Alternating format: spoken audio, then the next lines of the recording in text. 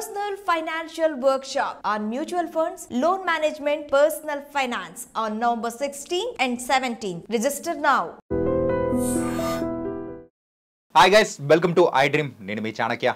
And రీసెంట్గా దివాళీకి అయితే మన టాలీవుడ్లో 3 సూపర్ హిట్స్ వచ్చేసి అందరూ ఫుల్ హ్యాపీగా ఉన్నారు. ఇండస్ట్రీ అంతా చాలా హ్యాపీగా ఉంది. కానీ అందులో ప్రత్యేకంగా ఒక మూవీ మాత్రం అందరినీ హత్తుకుంది. ఆ మూవీనే లక్కీ భాస్కర్. మనీ ఎలా సంపాదించాలి, మనము వెళ్తున్న లైఫ్లో ఎప్పుడు ఆగాలి అనేది ఒకటి మాత్రం అందరికీ బాగా నచ్చింది. అసలు వీటి గురించి అసలు ఆ మూవీలో ఉన్న మెయిన్ పాయింట్స్ గురించి ఈరోజు డీకోడ్ చేద్దాం. మరి ఆ డీకోడ్ చేయడానికి కూడా ఈరోజు మనతో పాటు కూడా ఉన్నారు. మరి ఒక ప్రొఫెషనల్ ట్రేడర్ అనమాట, ఆయనే ఉదయ్ భాస్కర్ గారు. మరి ఆయన్నే అడిగి తెలుసుకుందాం అసలు అందులో ఉన్న మెయిన్ పాయింట్స్, ఆ లాజిక్స్ కానీ నార్మల్ ప్రేక్షకులకు కూడా ఎలా అర్థమయ్యాయి, ఎలా జరుగుతూ ఉంటాయి, వీటన్నిటి గురించి మనం డిస్కస్ చేద్దాము. Hi sir. హలో అండి, ఎలా ఉన్నారు ఉదయ్ గారు? Fine. After 2-3 weeks we are meeting again. Please. Lucky Bhaskar movie చూసారు కదా? అబ్బో ఖచ్చితంగా. ఏంటంటే అది ఎక్కువగా స్టాక్ మార్కెట్కి సంబంధించినవి అండ్ అందులో బ్యాంకింగ్ సెక్టర్కి సంబంధించిన బోల్డ్ అండ్ పాయింట్స్ అనేది కూడా చూపించారు. రైట్. కానీ ఒక పర్సనల్ లైఫ్కు సంబంధించిన పాయింట్ కూడా చాలా వివరంగా, చాలా నీట్గా చెప్పారు. ఏంటంటే మనము వెళ్తూ ఉన్న పరుగుని కూడా ఎక్కడ ఆపాలో తెలిసిన వాడే మరి విజేత అవుతాడని చెప్పేసి. రైట్. సో అలాగే మనం దాని గురించి కూడా మాట్లాడుకుందాం. షూర్. ఎస్, ఫస్ట్ మూవీ గురించి ఎలా అనిపించింది? చాలా బాగా అనిపించింది మూవీ. ఎందుకంటే ఒక మూవీని మనం ఎప్పుడూ ఎంటర్టైన్మెంట్ పాయింట్ ఆఫ్ వ్యూలోనే చూస్తాం. కానీ very few movies, in fact very hand picked movies in year మనం పర్సనల్గా కనెక్ట్ అయ్యి బయటకు వచ్చి అరే మంచి మూవీ చూసామని అనిపిస్తుంది. అలాంటి వాటిల్లో నాకు పర్సనల్గా ఈ లక్కీ భాస్కర్ మూవీ అనేది ఒకటి. ఎందుకంటే ప్రొఫెషనల్లీ నేను ఒక trader. It's been 6 years I mean to this trading అండి. సో ఆ మూవీలో ఒక ట్రేడింగ్ రిలేటెడ్ ఎపిసోడ్ కూడా ఒక మేజర్ రోల్ ప్లే చేస్తుంది. అపార్ట్ ఫ్రమ్ దట్ పర్సనల్ లెవెల్లో మనం ఆ మూవీలో చూపించింది ఎలా అయితే మిడిల్ క్లాస్ లైఫ్ మెంటాలిటీస్ కానీ, మిడిల్ క్లాస్ వాడు స్ట్రగుల్ అవుతున్నప్పుడు వాళ్ళ ఓన్ రిలేటివ్స్ కానీ, ఓన్ సిబ్లింగ్స్ కానీ, బ్లడ్ రిలేషన్ పక్కన వచ్చేసి అక్కడంతా మనీ రిలేషన్ వచ్చేస్తుంది. వచ్చిన తర్వాత ఫేస్ అయ్యే సిచ్యువేషన్స్ కానీ, ఆ ఎదురయ్యే కాన్సిక్వెన్సెస్ కానీ ప్రతి ఒక్కరం మన లైఫ్లో ఏదో ఒక పాయింట్ ఆఫ్ టైంలో ఎక్స్పీరియన్స్ చేసిన వాళ్ళమే ఉంటాం. అవును. ఆ విధంగా చూస్తే వెరీ హార్ట్ టచింగ్ మూవీ. అందుకనే ఇంత కాంపిటీషన్ ఉన్నా కూడా 3 నేటివ్ మూవీస్, 2 డబ్బింగ్ మూవీస్ వచ్చినా కూడా అది మూవీ స్టాండ్అవుట్గా నిలిచింది. First thing. సెకండ్ థింగ్ వచ్చేసి ఒక ప్రొఫెషనల్ పాయింట్ ఆఫ్ వ్యూలో చూస్తే ఈ మూవీ జరిగిన టైం పీరియడ్ ఏదైతే ఉందో late 80s to early 90s, అంటే 85 నుంచి 95 మధ్యలో జరిగింది. ఆ మధ్యకాలంలో ఇండియాలో పొలిటికల్గా కానీ, ఎకనామికల్గా కానీ హ్యూజ్ ట్రాన్స్ఫర్మేషన్ వచ్చేసింది. ఒకటి బ్యాంక్స్ నేషనలైజ్ అవ్వడం. అప్పటి వరకు బ్యాంకు పబ్లిక్ లిమిటెడ్గా ఉండేవి, అంటే కొంతమంది కొన్ని ట్రస్ట్ల కంట్రోల్లో బ్యాంక్స్ ఉండేవి. ఎప్పుడైతే నరసింహారావు గారి టైంలో బ్యాంక్స్ అన్ని నేషనలైజ్ అయిపోయాయో అప్పుడు ఏమైంది, స్క్రూటినీ అనేది గవర్నమెంట్ చేతిలోకి వెళ్ళిపోయింది. అట్లా కొన్ని బ్యాంక్స్ ఆ నేషనలైజేషన్ నుంచి ఎస్కేప్ అయిపోయాయి. అది ఒకటి చూపించారు. బ్యాంకింగ్ టైంలో అప్పుడు ఇంత డిజిటల్ లేదు, ఎవ్రీథింగ్ ఫిజికల్. అంటే టెక్నాలజీ కూడా అంతగా పెరగలేదు కాబట్టి లేదు, అప్పుడు మొత్తం ఫిజికల్ గానే ఉండింది. ట్రాన్సాక్షన్స్ కానీ ఎవ్రీథింగ్. ఇప్పుడు మనం ఎన్ఈఎఫ్టీ ట్రాన్స్ఫర్ చేస్తాం, ఏదైనా విత్ ఇన్ సెకండ్స్లో అయిపోతుంది. అప్పుడు అలా కాదు, మనం ఒక చెక్ ఇవ్వాలి. విత్ ఇన్ ద బ్యాంక్ అయితే ఇంకా ఓకే, వేరే బ్యాంక్ అనుకోండి, ఈ బ్యాంక్ వాళ్ళు ఆ బ్యాంక్తో వెరిఫై చేసి ఆ బ్యాంక్ నుంచి ఇక్కడ అమౌంట్ వచ్చి ఇదంతా హెక్టిక్ ప్రాసెస్. మనకన్నా మన పేరెంట్స్ జనరేషన్ ఇంకా బాగా చూసారు. అది ఒక చెక్ క్లియర్ అవ్వాలి అదర్ బ్యాంక్ అంటే 10 to 12 వర్కింగ్ డేస్ పట్టేది. 10 to 12 వర్కింగ్ డేస్ పట్టేది ఒక చెక్ క్లియర్ అవ్వాలంటే.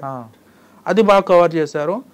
ఆ టైంలో ఆ ఫిజికల్ సిస్టంలో ఉన్న డిలేని, ఏదైతే ల్యాగ్ ఉంటుందో ఆ ల్యాగ్ని యూజ్ చేసుకొని చాలామంది చాలా స్కామ్స్ చేశారు. అట్లాంటి స్కామ్లో ఒక ఫిక్షనల్ స్టోరీగా ఈ లక్కీ భాస్కర్ అనేది వచ్చింది. ఇంకా మనం దీనికి ఆరిజిన్ మాట్లాడితే మనకు ఒక వెబ్ సిరీస్ కూడా బాగా ఫేమస్ అయింది కోవిడ్ టైంలో. ఆ వెబ్ సిరీస్లో దీని మెయిన్ స్టోరీని, దీని క్రక్స్ ఆఫ్ ది మూవీని మొత్తం వెబ్ సిరీస్ అంతా తీశారు వాళ్ళు. అదే scam 1992. Exactly, scam 1992. Arshad Mehta అంటే ఎలా రైజ్ అండ్ ఫాల్, ఆ విధంగా కూడా ఈ మూవీ స్టాండ్ అవుట్ అండి. అంటే ఈ పాయింట్స్లలో మెయిన్గా ఒక నార్మల్ ఆడియన్స్ కూడా అర్థమయ్యేటట్టు కూడా వివరించారు. ఏంటంటే బీఆర్స్ అని చెప్పేసి, బ్యాంక్ రిసిప్ట్. బ్యాంక్ రిసిప్ట్ అసలు ఈ బ్యాంక్ రిసిప్ట్స్ ఏంటి, ఇప్పటికీ ఉన్నాయా ఏంటి, దాని అంటే దాని వెనకాల ఉన్న స్టోరీ ఏంటో చెప్పండి. బ్యాంక్ రిసిప్ట్స్ ఇప్పటికీ ఉంటాయండి. కాకపోతే మరీ టెక్నికల్గా మనం ఎక్కువ మాట్లాడదు వాటి గురించి. ఇప్పుడున్న రెస్ట్రిక్షన్స్ ప్రకారం వాటి గురించి మనము కరెక్ట్ పర్సన్గా అది ఎక్కువ చెప్పలేము. ఓకే.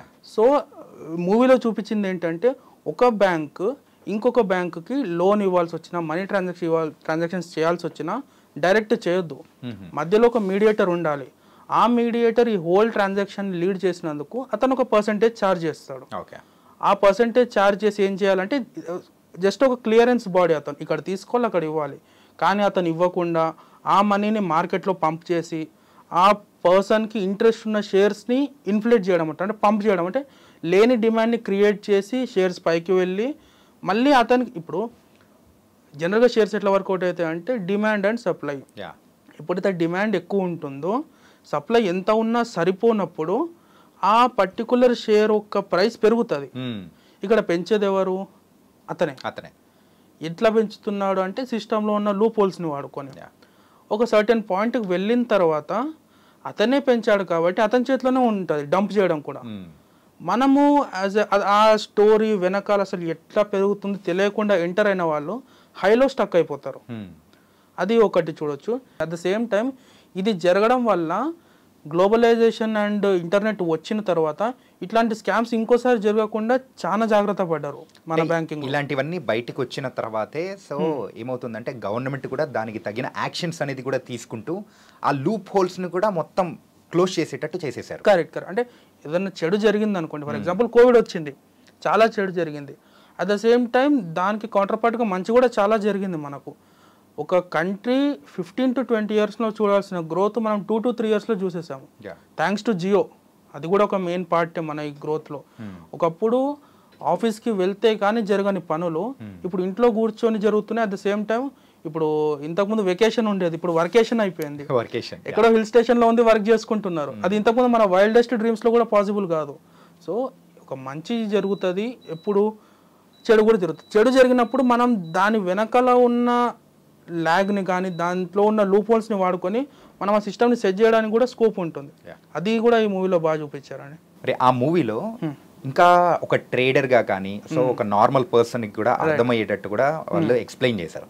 ఏంటంటే తనకు వస్తున్న అమౌంట్ని మళ్ళీ అది ఒక వైట్ మనీగా మార్చే విధానం అనేది కూడా ఉంటుంది అనమాట. సో దాని గురించి కాస్త వివరిస్తారా?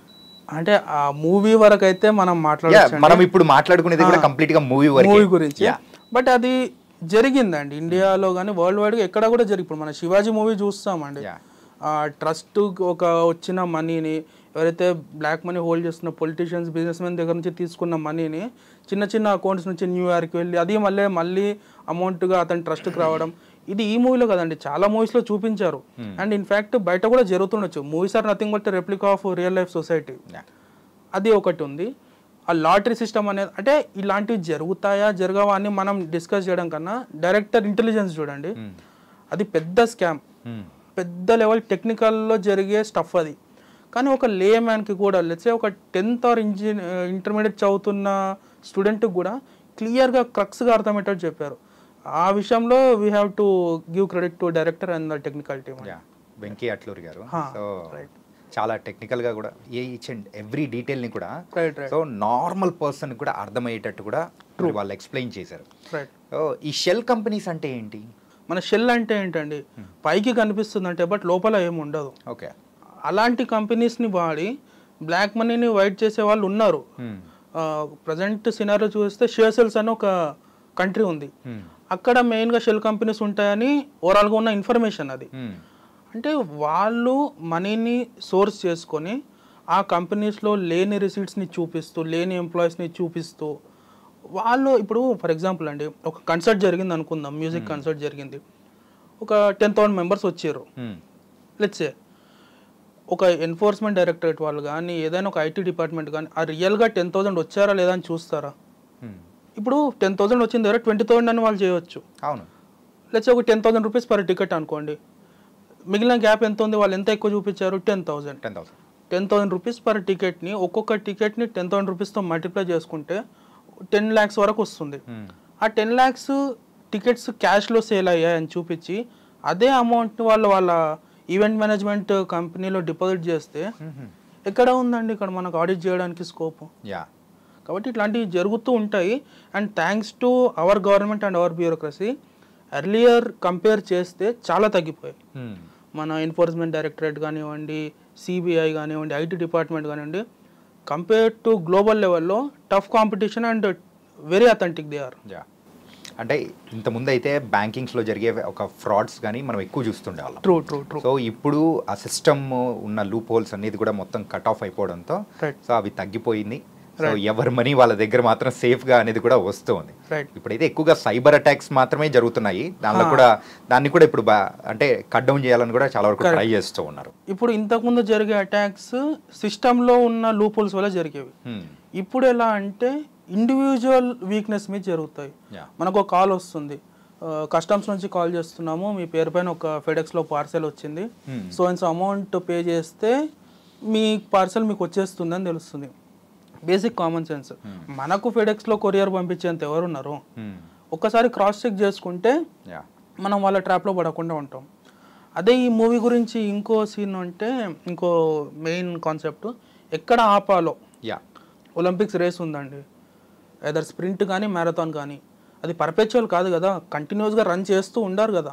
ఒక దగ్గర ఆగుతుంది, ఆగినప్పుడు విన్నర్ని డిక్లేర్ చేస్తారు. రిలే రేస్ అంటే 4 మెంబర్స్ ఒక బ్యాటర్ని పట్టుకొని ఒకరి తర్వాత ఒకరు పాస్ ఆన్ చేస్తూ రేస్ ఉంటుంది.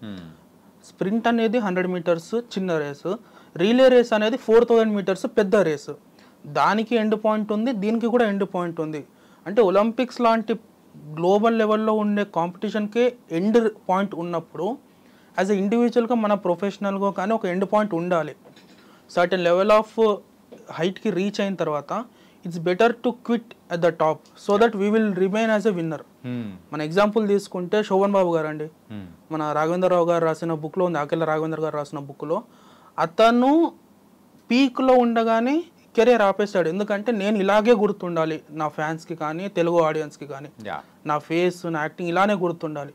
అమితాబ్ బచ్చన్ గారు ఇట్స్ బిన్ 1.5 డికేడ్ అతను హీరో రోల్స్ ప్లే చేయట్లేదు, సపోర్టింగ్ రోల్స్ ఒక మూవీలో మేజర్ రోలే ప్లే చేస్తున్నారు.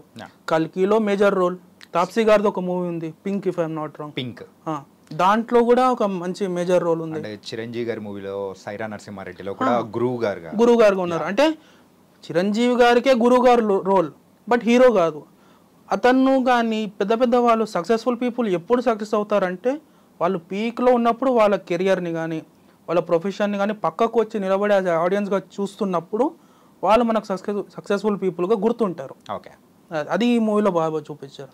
ఇలాంటివి ఒక యాజ్ ఎ నార్మల్ పర్సన్కి అప్లికబుల్ చేసుకోవాలంటే సో మీరేం చెప్తారండి?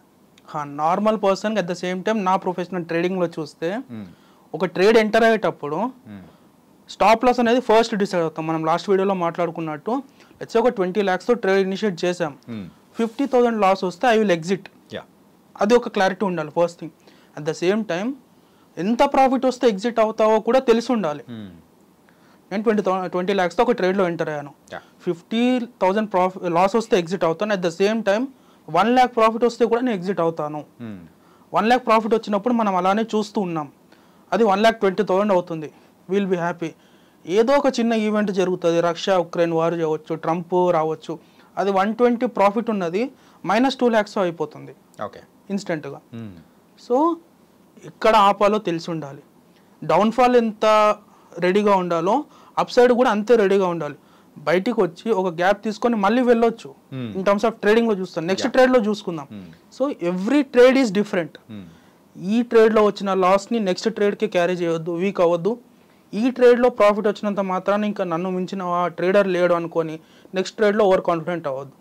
మెయిన్గా అయితే బిజినెస్ ఎవరైతే చేస్తూ ఉంటారో వాళ్ళకి మాత్రం మీరు చెప్పింది ఒక మంచి అవకాశం, ఒక సూత్రంలా మాత్రం బాగా పనికొస్తుంది. ఏంటంటే ఎప్పుడైతే ఆపాలో తెలిసినోడే గొప్పోడని. ఇంకొక విషయం అనేది కూడా మనం మాట్లాడుకోవాలి.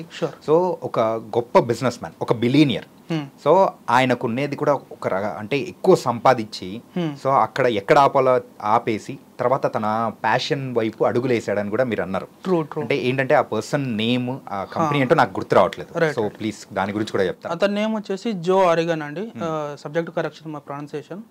అతను షటర్ స్టాక్ అని మనం చూస్తూ ఉంటాం గూగుల్ ఇమేజెస్లో, వాళ్ళు పేటెంట్ ఆర్ఎల్స్ రైట్స్ ఉన్న ఇమేజెస్ని పబ్లిష్ చేస్తుంటారు. అతను ఆ కంపెనీ ఫౌండర్. ఒక స్టేజ్ వచ్చాక ఈ రీచ్ ద బిలియనియర్ స్టేటస్. అట్లా వచ్చిన తర్వాత $560 million సంథింగ్ అమౌంట్కి అతని కంపెనీని సెల్ చేసి he has quit that profession. అయిపోయింది. $560 million కన్నా ఎక్కువ సంపాదించి ఏం చేస్తాము? లెట్సే ఒక $10 million ఉన్నవాడు ఆడిలో వెళ్తే 560 million ఉన్నవాళ్ళు మెజారిటీలో వెళ్తాడు. అతను వెళ్ళే రోడ్ ఒకటే, అతనికి పడే టోల్ ఒకటే. 120 కన్నా ఎక్కువ స్పీడ్తో వెళ్ళలేడు కదా మనం 20 crores కార్తో వెళ్ళినా కూడా. సో ఒక స్టేజ్ వచ్చిన తర్వాత money is nothing but materialistic. So అతను ఏం చేశాడు, కంపెనీని అమ్మేసి అతనికి చిన్నప్పటి నుంచి ఫోటోగ్రఫీ అంటే ప్యాషన్ అంట, అటు సైడ్ వెళ్ళిపోయాడు. మనీకి ఇబ్బంది లేదు. ఇప్పుడు కొంతమంది ఉన్నారు లైఫ్ లాంగ్ సంపాదిస్తూనే ఉంటారు.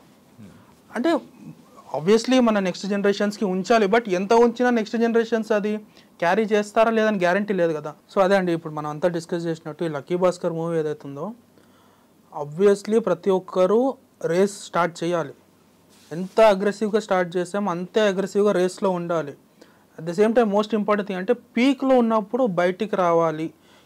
ఇక్కడ ఆపాలో తెలిసిన వాళ్ళు అసలైన సక్సెస్ఫుల్ అనేది ఈ డైరెక్టర్ బాగా చెప్పారండి. కేవలం నార్మల్ ఒక మూవీ స్టోరీగానే కాకుండా ఒక లైఫ్ కూడా ఒక మంచి లెసన్ అనేది కూడా ఈ మూవీ ద్వారా కూడా మనకు అర్థమయ్యేలా చేశారు. సో రేస్ ఎప్పుడు మొదలు పెట్టామనేది కదా, ఆపడం అనేది తెలిసినవాడే మరి అసలైన విన్నర్ అని చెప్పేసి. సో దీని గురించి కూడా ఎందుకంటే యాజ్ ఎ ట్రేడర్గా మీరు ఉంటారు, సో మీ దగ్గర నుంచి మీకు ఎలా అనిపించింది? సో మీ ప్రొఫెషన్కి దగ్గరగా ఉన్న మూవీ కాబట్టి మళ్ళీ తీసుకొని వచ్చాము. సో మీరు కూడా చాలా చక్కగా వివరించారు. So thank you so much. Thank you Chanakya గారు. Thank you. మరి మూవీలా చూస్తే ఒక రకంగా ఉంటుంది, అది మన లైఫ్లో మరి వాటి నుంచి గుడ్ థింగ్స్ ఏదైతే నేర్చుకుంటే ఎంత బాగుంటుందో అనేది లక్కీ భాస్కర్ మూవీ ద్వారా కూడా మనకు అర్థమైంది. సో మరో ఇంటర్వ్యూతో మళ్ళీ కలుద్దాం. అంతవరకు take care. This is your Chanakya.